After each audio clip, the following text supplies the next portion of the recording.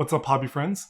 In this video, I want to talk about how to paint difficult colors, specifically white for the purposes of this video, but the general theories and concepts can be applied to other colors like painting yellows and pinks, etc. I want to talk about briefly why white is so challenging, some of the mistakes and pitfalls that we can make when trying to paint good white, and then what we can do to make painting this difficult color much easier. So why is painting white so hard? Now, to really understand this, we have to sort of step back and briefly talk about what acrylic paint is so that we can understand how it works and how we can make it work for us. So, ignoring all the fancy science, in a nutshell, acrylic paint is a combination of pigment powder and medium. So the pigment powder you can think of as dots of color, and they're essentially the little specks of the grains of material that give the paint its specific color. And then the medium is a liquid suspension that allows us to paint with the color and then evaporates as we apply it. And once fully evaporated, it essentially fixes the pigment to the surface, creating that color that we're painting.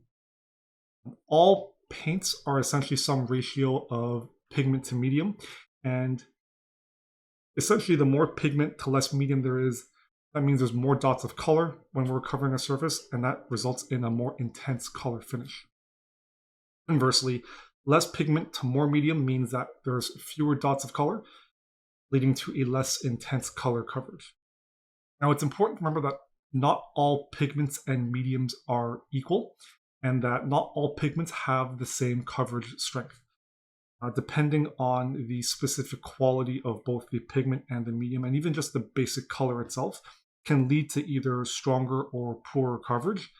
And you can really see the difference if you take as an example, comparing craft paints to the more high-end acrylic paints made by miniature companies like Vallejo and AK. Craft paints tend to have pigments with poorer medium, bigger chunks, and a greater medium to pigment ratio. So they have more medium to less pigment, and they're designed for painting larger areas and not for small ones. They're poor at diluting and overall cover very, very poorly compared to something like a paint made by Vallejo or AK. Higher quality pigments and medium, finer grains that we can actually dilute it, paint smaller surfaces, and achieve a much smoother and much more vibrant finish. So bringing it back to the actual pigments themselves, and when we compare the coverage, essentially we get transparency as a result of a combination of pigment powder's coverage and then how much medium or dilution that we actually have in the paint. So whether we're using more medium or even just water to dilute a paint impacts that ratio of pigment powder and medium, leading to greater or lesser transparency in the specific paint, depending on what that ratio is. It's also important to understand that over dilution is a thing, and it can lead to uneven coverage or very, very poor transparency as well. In fact, over dilution can cause pigment to clump up in bunches rather than distribute evenly. And that can create spots of intense color and surface texture because of the pigment clumping and gathering it in these very small confined spots, and then having nothing but medium around it. So what happens is, for example, when you over dilute white and you do too many layers, there is the possibility that you can end up with a very grainy, very uneven textured surface because you've over diluted the color. As a general rule of thumb, typically the brighter the color is, the poorer its innate coverage is going to be.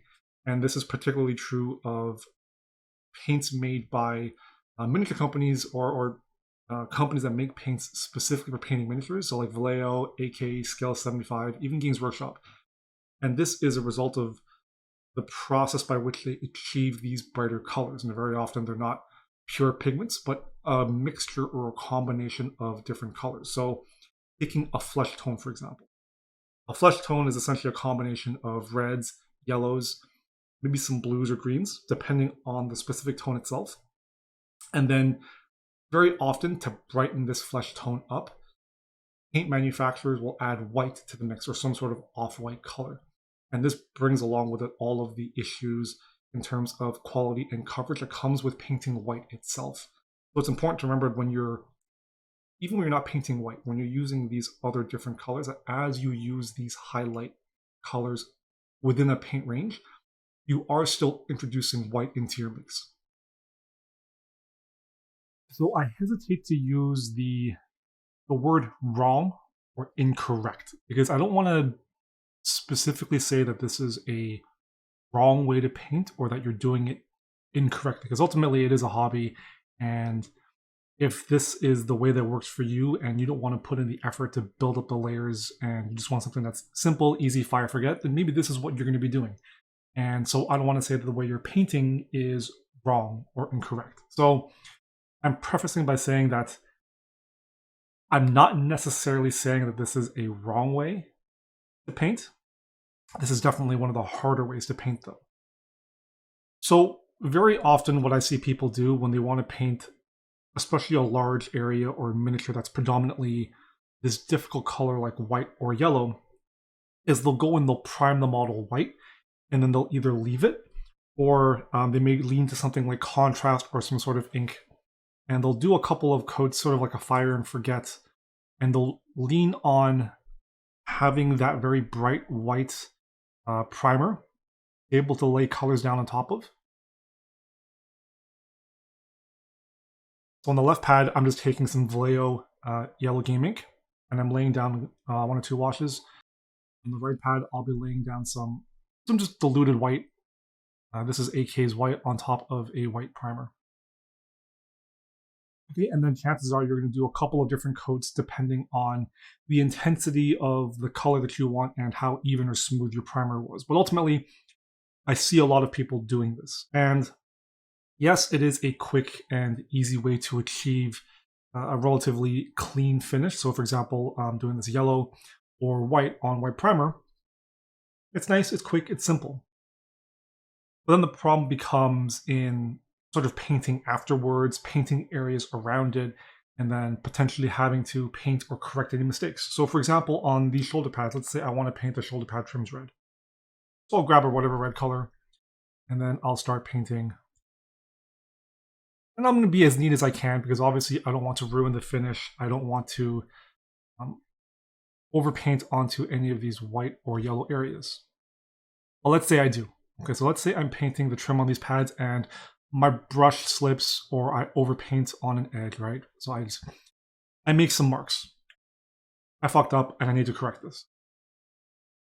Now, this is why I think this is one of the harder ways to paint, leaning on a white primer and then a simple contrast wash, or just leaning on white on top of white. How do you fix this? There is no easy way to correct this without then having to go back and repaint the entire surface. So on these 2 bits inside of the pad, either some sort of white primer coat, and then having to go back in with a contrast wash or whatever color we're using to try and get, 1, the vibrancy that we had before, and 2, return that to an even finish. So for example, going white on white now, you can see how much poorer this coverage is, and obviously you're going to want to be doing your layers and letting them dry. But it's going to take a lot of work to correct this this overpaint, this white, right? If we're diluting our colors properly and we're doing our nice thin coats for that even finish, it's going to take a lot more work, and the finish won't quite be the same. It's going to take many, many layers, and we run the risk, depending on how comfortable or how well we are at diluting our paints, we're not going to get that same smooth finish that we had initially. Same with the yellow, right? We obviously can't take our yellow ink and then go back in. It has no impact. We're going to run into the same issues if we're going to be using yellow paint as the white. It's going to take multiple layers. Sure, we could go back in with white and try and touch up. Try and spot cover this area and try and fix it. But then we're going to run into issues with the consistency or the smoothness of the coverage that we're doing. And then when I go back in and do another contrast layer or ink layer, in this case, I'm going to be ramping up the intensity of the yellow that's around it. And then this white patch is going to be less intense. It's going to have fewer layers of this yellow ink, and it's not going to have the same consistency as the areas around it. So, and again, I want to reiterate, I don't think this is an incorrect way to paint, but it's definitely one of the hardest because it's the least forgiving, and it's not very easy to go back in and correct or have to repaint any mistakes or have to touch up overpaint. And I think if you're trying to find a quick and easy way to paint these challenging colors, you're going to end up shooting yourself in the foot because you're not learning how to properly build up and lay down these opaque layers of color, and you're not going to be able to understand properly or know how to correct this when you do make those mistakes, simply because your brush control might not be the greatest. So the technique I'm going to cover, and I'm going to do 3 different examples on these shoulder pads. I'm going to do a neutral white using grays, a cool white using blues, and then a warm white using browns and khakis. And essentially this is, I want to say it's a basic technique because, I mean, most people learn how to do this very, very early on, and essentially we're just layering up colors. But rather than dive straight into white or an off-white that has poor coverage, what we really want to be doing is starting with a darker color, maybe a mid-tone, using a paint that has stronger coverage, that is able to cover more opaquely, that we can then use as a basis or a base coat to build off of, that gives us that nice even coverage with much less work. And then because we're now able to start building on these opaque layers, we can then go back in if we want to tweak our shadows, our highlights, or if we overpaint or make mistakes. We can use these more opaque colors to correct any sort of mistakes and build back up to our white or off-white. I'll talk about it later on once I've shown the basic technique. And it's the idea of not necessarily always going to pure white and not painting flat white. One of the ways that we can take advantage of and make painting white easier when using these opaque colors is not covering the entire area in that white color. By using our mid-tones and any potential dark tones, using some other colors in there, we are able to accentuate the form and volume of object that we're painting, and we're able to add nuance to give much more visual interest and depth to what we're painting. And I'll throw out some examples later on in the video, and I'll also make sure that I drop the timestamps in the description below, so you can sort of just check out some practical examples of models I've painted where the object I'm painting is supposed to be white, but I don't necessarily go to pure white, or in most instances actually, I very rarely use pure white. So to start, we're just going to sort of walk through the basics of how we're going to layer up colors and use mid and dark tones to build up to white. So first, starting with a neutral color. So for this, we're going to be using a couple of grays from AK and Vallejo. The actual grays themselves don't matter, and this may require some learning, some experimentation, and experience in terms of becoming familiar with different paint ranges, different paint brands, how their colors work and how they interact. Because depending on the paint range that you're going to be using or painting from, they're going to behave differently. And there's too much to cover in one video. I think a lot of it will be just building that familiarity and experience with those colors as you paint. And then over time, this will just become second nature. You'll know what colors to grab to achieve that certain color. So but for this, we're going to start with just your generic medium dark gray. I'm using ash gray from AK. And then we're going to build up through some graphite and then medium sea gray. And then we're going to start mixing in, once we hit the medium sea gray, progressive amounts of white. Now, the wet palette I'm using, the sheets are very porous, and a lot of moisture is being wicked through the paper onto the palette itself. And the sponge, I always keep super saturated. So you may not see me necessarily diluting with water from my paint cup onto my palette. And this is just the way I paint, my experience. I know how to sort of eyeball or feel out how much to dilute certain paints to achieve the finish I want. Okay, so for this, We're just taking our gray, we're diluting it. This is probably about, I'd say, a 50-50 dilution. And you can see that just with one nice thin coat, we're able to achieve a nice even base coat. Not a lot of effort.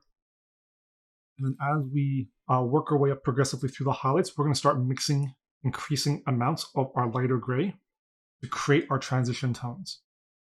Now, for the purpose of this demonstration, I'm going to assume that my highlight is just top down.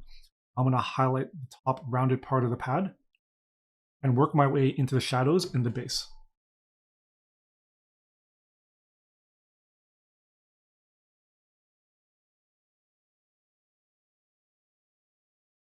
Again, I'm keeping my paints nice and diluted.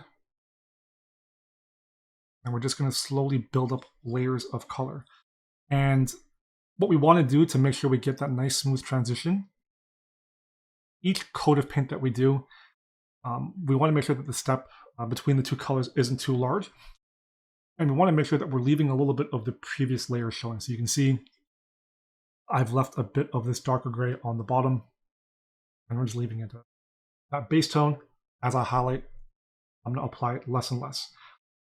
How smooth you want this transition to be is entirely up to you, and the amount of layers that you want to do, how thin you want the layers to be.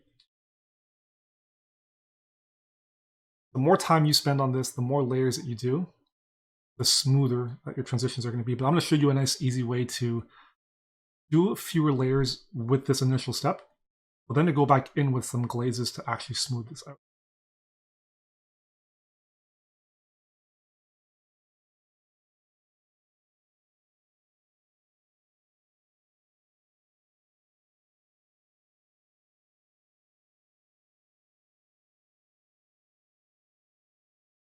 One way that you can also help to smooth out your transitions, smooth out the jump from color to color, is to do a lot of short, small strokes and to change up the direction of the way that you're painting in the lines. And this way, with your thin layers in combination, right, with your diluting of the paint, as you're making these paint strokes, the strokes are going to hide that, that jump in color and help to create that transition.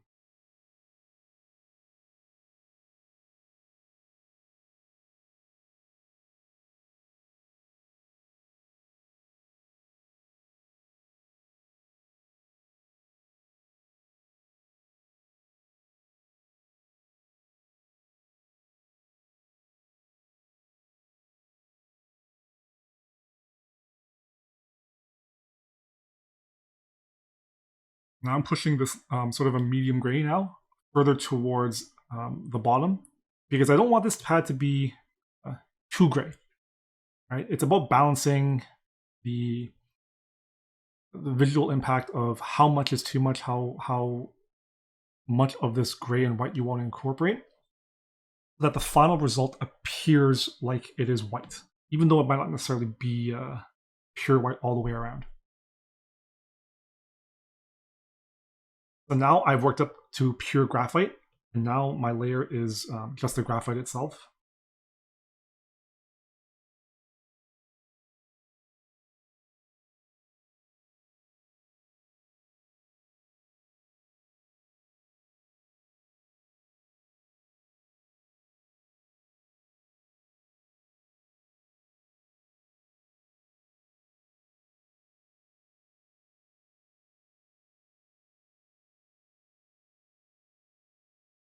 Right? And then now we're going to start mixing in our medium sea gray into the graphite. And we're going to keep doing this. We're just going to keep working our way up through the layers, all the way through pure medium sea gray. And then once we get pure medium sea gray, we start introducing white to really brighten it up.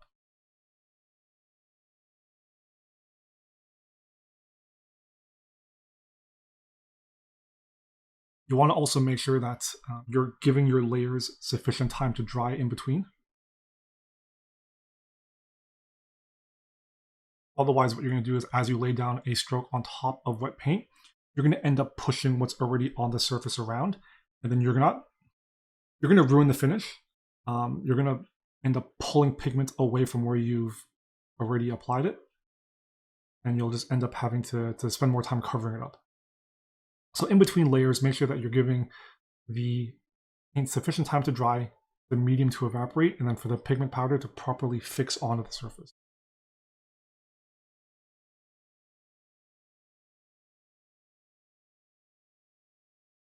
So one of the other advantages of using a lot of short, small strokes is you're not applying too much paint with each stroke, and so you're giving the paint enough time to evaporate in between your transition steps.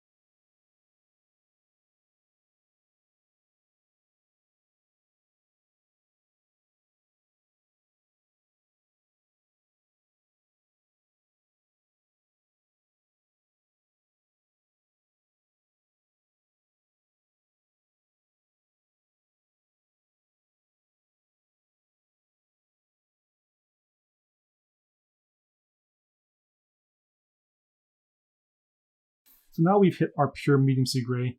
I don't have any intermediary colors between this and pure white in the neutral range. Unfortunately, most of my paint ranges tend to be either cool or warm tones, just in terms of transitionary colors. Typically, I would recommend, if you're not comfortable with blending or you want to be a little more consistent or not have as much mixing, to find a few neutral intermediary colors like an egg white or an off white that, if you're painting neutral, transitions from this sort of a medium light gray more into white. Because I only have these two colors, I'm just going to be mixing in the white to brighten up the medium sea gray. And what we're going to do is, we're not going to take it all the way to pure white just yet, but almost there. We're going to take it just like a 1 or 2 steps down, just shy of being pure white, and I'm going to explain why in a second.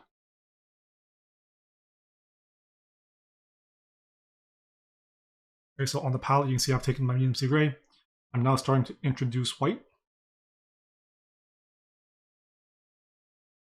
using the moisture of the wet palette to help dilute my paint.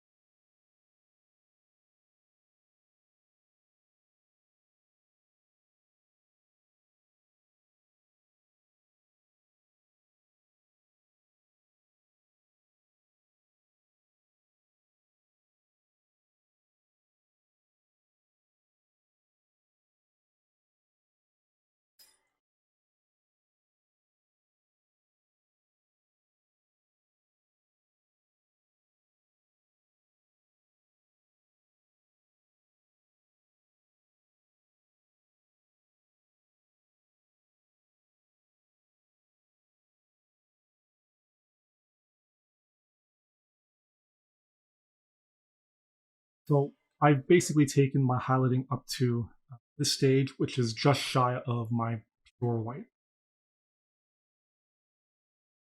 Very, very briefly, I just want to talk about sort of how I approached the light and shadow. So this is a cylindrical object. Essentially, it's a combination of a sphere on top, so it's like a half sphere, with a cylinder on the bottom. So the way the light is going to be hitting this is right here, up top. Imagine a light source is coming from this direction, maybe tilted to the front a little bit. And so that's why we're also seeing this strong band of highlight going directly into shadow right here. Our light's coming from this direction. This side's probably going to be a mid-tone, and this will be our darkest shadow. And by taking advantage of the way that light and shadow plays on this form, I can then make my job a lot easier by not having to paint all the way up to pure white over the entire surface, but mainly focusing on where the highlights would actually be. And then because we're working our way through a lot more of these mid and dark tone grays that have stronger pigment coverage, we're able to build up these layers of color very easily, very quickly.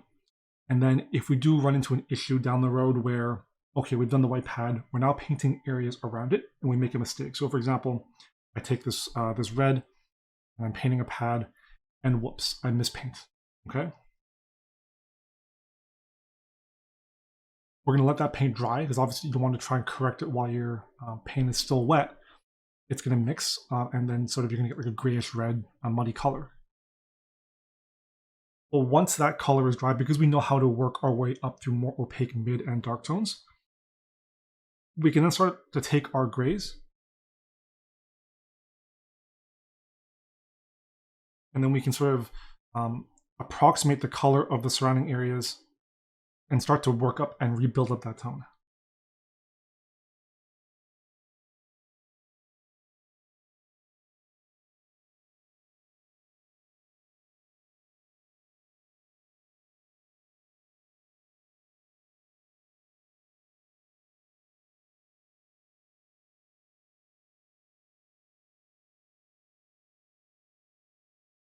And then we just continue that transition to help cover up or to smooth out those transitions, those blends.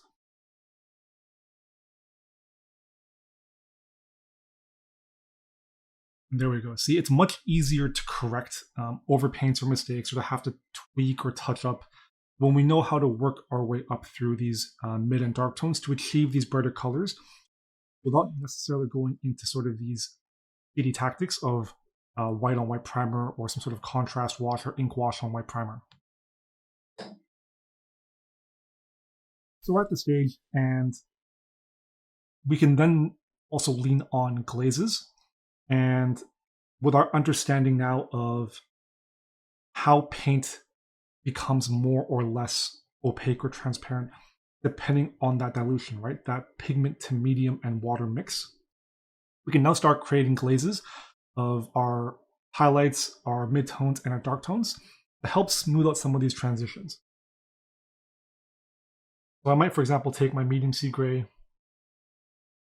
really water it down. It's like a nice sort of watercolor consistency.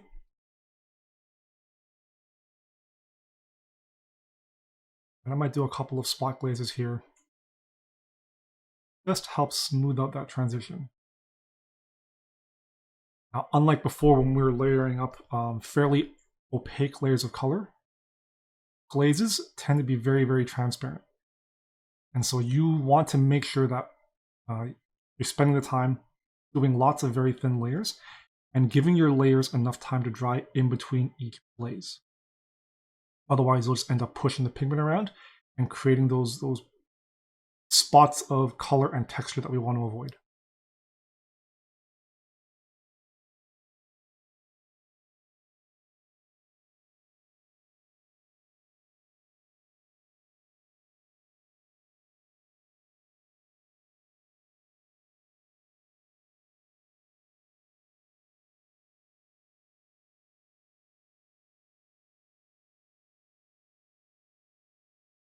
For a brighter area like this, we might mix in a bit of our white.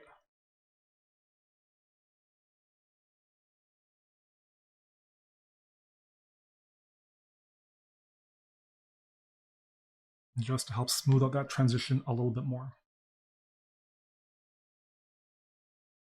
It's important to remember that acrylic, when wet, appears brighter than it will actually dry. Now, when it dries, the acrylic will darken a little bit. So when you lay down a layer of paint on a surface and it does appear wet, the color that you're seeing when wet isn't exactly the color you're going to get when it is dry. Just remember that the acrylic paint always dries a bit darker than it does appear wet. I also mentioned earlier that I wasn't going to go to pure white, and very often when I'm painting white, I don't go to pure white. So it's not to say that objects aren't white in nature or in reality. But the fact of the matter is, it's that shadows exist, and the lighting of the environment can change the properties of white so that it doesn't appear pure white. So for example, you look at this paint cap, right? I'm painting under 5,000 Kelvin white lights. So the lights aren't yellowed, but they're not pure white either. It's also sort of an overcast, rainy, cloudy day outside, and I have my window open in this direction in front of me. So I'm getting a little bit of a blue environmental light happening, right? The room around, my room is painted gray. Light is reflecting and bouncing off of that, and that's also impacting the appearance of the surface of this object. So what should, in theory, be a pure white cap isn't actually white. If you look very closely in sort of the midtones and the shadows, we're getting a lot of gray tones, we're getting a lot of ivories, there's some khakis and eggshell whites. It's a little warmer on this side when it's facing the lamps, and even on the top it's a little warmer. But then where the window's coming in, there's a hint of coolness, a hint of a blue in the whites and the shadows here. Similarly here, right? It's a little bit of a brown, kind of a warm tone, but as we get further in, it does get cooler. Now, my hand is reflecting the light onto the paint bottle, and that's also why we're seeing that kind of warmth, right? But if I were to take something of a cool tone,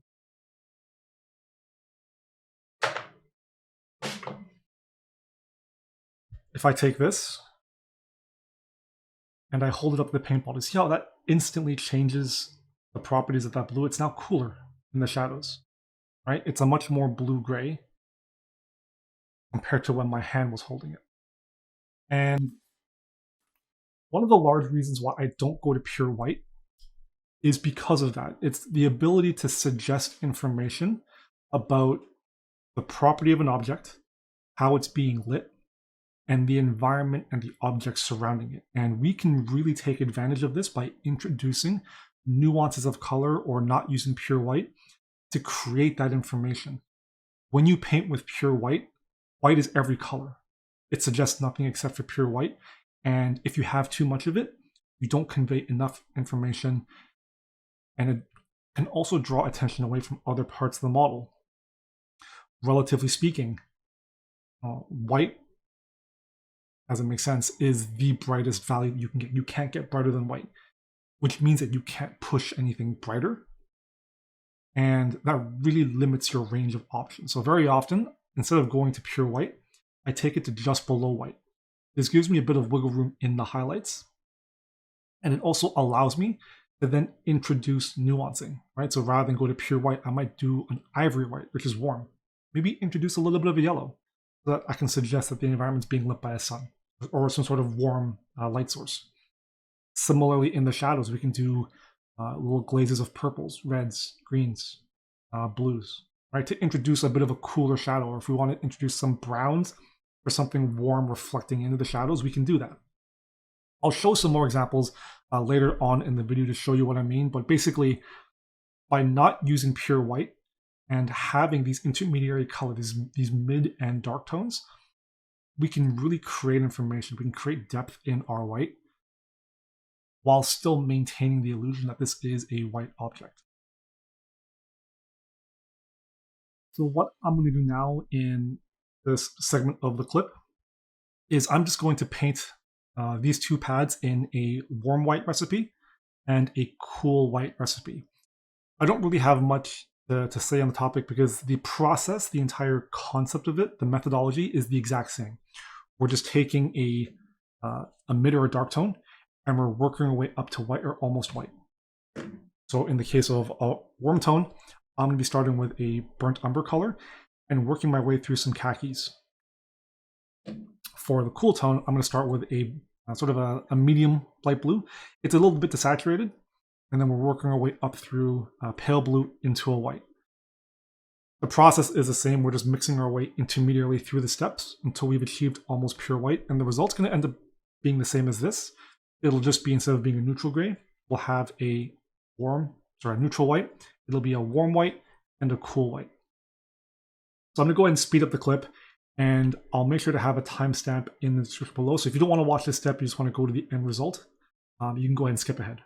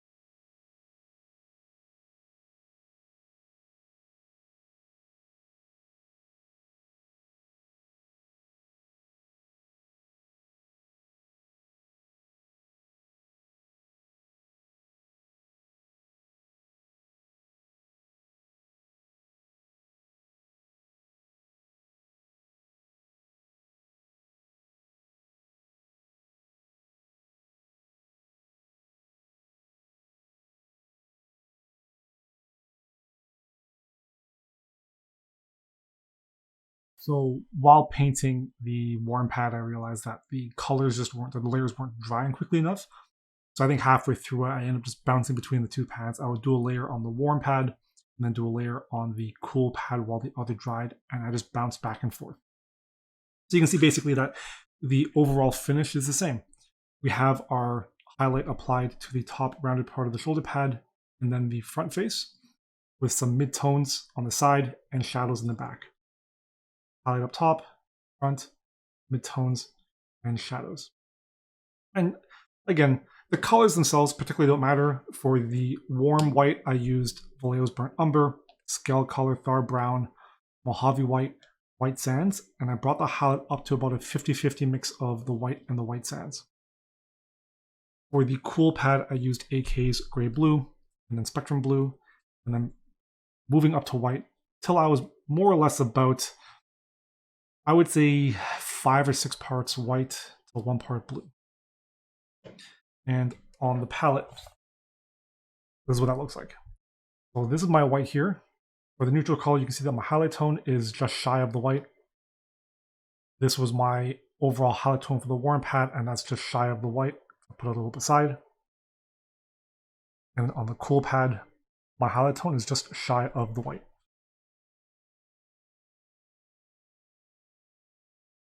And what this allows us to do is to basically give the illusion of white, but then using our mid and dark tones to both not only just create the highlights and shadows, but to use the shadows to accentuate and reinforce the forms and the volumes of the surface that we're painting, and to create that further visual interest or the extra information about the object we're painting, the environment it's in, and its surrounding colors. Now, if you really wanted to really add that pop, and once you finish the entire model, you want to add a few little spots of white for that ultimate value pop, you can take pure white and you can go ahead and just add a little bit here, right, on the brightest point directly facing our light source.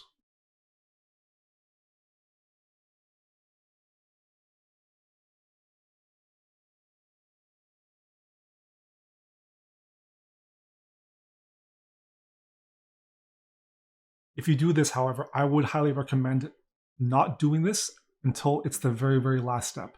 You don't want to lock in whites as your brightest highlight until you've done a value check over the entire piece and you're sure, yes, this is going to be the brightest part of the model. So I've got in front of me a number of miniatures and pieces I've painted over the years, and they all incorporate white or an off-white in some manner, all with different recipes and with the idea of conveying different types of information. So before I dive into each one of them, I want to talk very, very briefly about the way that our brain processes information and tries to fill in the gaps.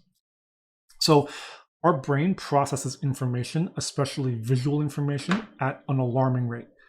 In order to fill in the gaps and allow for the brain to be able to quickly process and identify what we're seeing and then be able to move on, it tends to fill in the gaps in terms of what it expects to see, and then it just shows us that. This is a neat trick that we can lean on when it comes to painting, especially objects where we know to be a certain color. Okay, so for example, everyone knows what a scientist looks like, right, with their white lab coats. And so when you're painting this lizard, if I paint a generally white or white-ish object, the brain is going to interpret this lab coat as it's a white object. We know it's white because we've seen other lab coats that are white. Therefore, this lab coat appears to be close to white, so it's white. The longer we stare at it, the more we're going to notice that, oh, there's a lot of ivories and khakis in this lab coat. Maybe there's a bit of a purple in there, maybe some green. So maybe this lab coat's really, really dirty. But ultimately, it's still a lab coat, and therefore, it must be white, right? And so if you actually take a close look at this lizard model and the way I've painted it, one, I've used no white in this model at all, at least insofar as the lab coat itself. I've used, I believe it was a Vallejo Ivory. my brightest tone is Vallejo Ivory, which is actually an off-white, a little bit on the eggshell color. And the majority of this is actually a mix of Tenebrous Gray and these scale color ivory tones. But the brain, because it knows and thinks that a lab coat is white, automatically fills in that information, and it tells us this is a white lab coat that is now receiving or being affected by things like the environment, objects around it. It's dirty, it's muddy. The sewer water has probably had an impact on it as well. Similarly, something like Daenerys Targaryen's hair, right? If you've ever watched Game of Thrones, and I think most people have, so we've all seen the photos and we've seen her on the screen. We know that her hair is white. So therefore, whenever we see her, our brain automatically interprets this as it's a white head of hair. And now we can introduce other colors to really play up the shadows, to add information on what's surrounding, what's in the environment. Where the dragon wings come close to the head, I've added in those purples, a bit of red, a bit of green to help create that shading. I've really gone deeper into the grays in the back to suggest some really dark shadows. But when we look at it overall, much like Lizard, I haven't actually painted any white into the figure, but our brain interprets it as white hair. Same with this Queen Elizabeth coat. Maybe not as common as you would expect. I don't think many people have seen her, especially in her I guess, her pearl white coronation dress. But that was the look I was going for. And I wanted a bit of that pearl effect happening with the dress. So I introduced some of the, some pinks, some reds, sort of the colors that you would expect to see in a pearl. I introduced into the shadows. There's blues in the crevices as well. And again, I don't take the highlights up to pure white, I go ivory.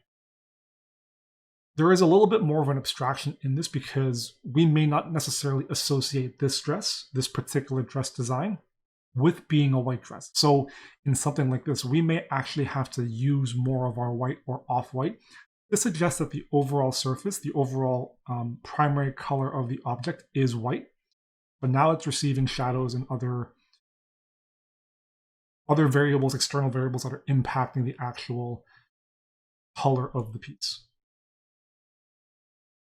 Depending on how well you know your history, for example, the Romans in the Senate used to wear a lot of reds and whites. Their cloaks were a lot of clean whites with some red striping and some detailing, and it was very clean, very I don't want to say regal because regal tends to have purple in there, but it stood out a lot. If you've seen any films or movies or TV shows featuring the Romans, you've probably seen the white Senate robes. And so when I painted Caesar, I leaned a lot on that, and I don't go anywhere near white on this piece. I think the brightest color on this was probably a Mojave white or a white sands. I don't even go to ivory. I painted it really dark, really gritty, really dirty, because I wanted him to look like he had either just walked off a battlefield or was still on a battlefield. It was a little muddy, dirty, maybe the environment's a little overcast. And I also wanted to make sure that the cloak itself, in terms of relative value, wasn't fighting with areas higher up. So I wanted the face and the wreath garland to be the brightest parts of the model. And so if you look at the value check on the piece, if you take it to grayscale, I intentionally don't take the highlights on, especially the white cloak, all the way to white, so as to not compete in terms of values. Even the sash running around the race is the exact same color recipe as his cloak. And in the brightest parts, I have brought it up to the same highlights to hint that these are the same materials. But when we get into the shadows, the sash is much darker, just like the deepest recesses in the robes. When we get to the back, it's really, really dark, almost pure shadows. But when we look at it, if we have any sort of past experience or visual experience looking at the Romans and their Senate robes, our brain's probably going to think this should be a white robe.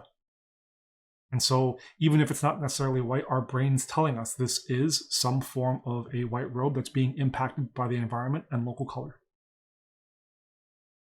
My ghost spider is a really good example of using nuancing and using a lot of extra color and vibrancy to add depth to a piece, where the suit itself, despite being just pure white, has a lot of information. It has a lot of that richness, and therefore I'm able to really accentuate and highlight the form of the piece using the that jump between off-white and then having really rich colors in my shadows. In particular, around her face, around her collar, her sternum, and around the breasts. The actual sculpt of the model isn't quite as defined as how I may have necessarily painted it. It is very, very sharp, especially where the sternum and the collarbone are. And that's because I'm playing up the motion of her arms, the way that her suit, the material is pulling as she lifts her shoulders. I'm using the sharpness of the highlights balanced out with how deep my shadows go, just in terms of values. So if I were to gray out this piece, the shadows go quite dark, almost to like a mid or a dark tone gray, especially under the armpits. And I'm using that to really play with the form of the piece to accentuate how the body and the suit are curving. And then because I felt that obviously just pure white is pretty boring, or even just a neutral white, and because her suit has a lot of purples and fuchsias in there, even in the black, I'm using a lot of these purples and fuchsias. I introduced a lot of those colors into the surrounding elements, into the white, suggests that there is an overall lighting thing happening in the environment to create that light pattern on the model. Not quite like a neon light illuminating, but something very, very close to. There's probably some sort of fuchsia, pink, purple thing in the environment around where the light is bouncing off and creating those shadows. So that's it for this video. I really only focused on white because I think it's one of the most challenging colors to paint, and I often see a lot of painters, especially new painters, struggle with not just achieving good, consistent coverage with white, but then getting the sort of depth and vibrancy that we want from the color, being able to accentuate the forms and volumes of whatever object we're painting. And so really, I hope that this video is able to break down some of the challenges and issues that we have painting this color. And I've given you some insight on ways that you can improve the process and actually work on painting a better white. So I hope you enjoyed the video. I hope you found it informative. Don't forget to like and subscribe for more awesome content. If you want to check out my other social media platforms, I'll drop links in the description below. And if you want to have me cover other colors, like I know yellow tends to be a color that people often have trouble with. I didn't cover it in this video. I think the concept can be applied to painting yellow. But if you want a specific video covering whatever other colors, leave a comment below. And if I get enough interest, I'll create a video specific for that color. Until next time, as always, happy hobbying.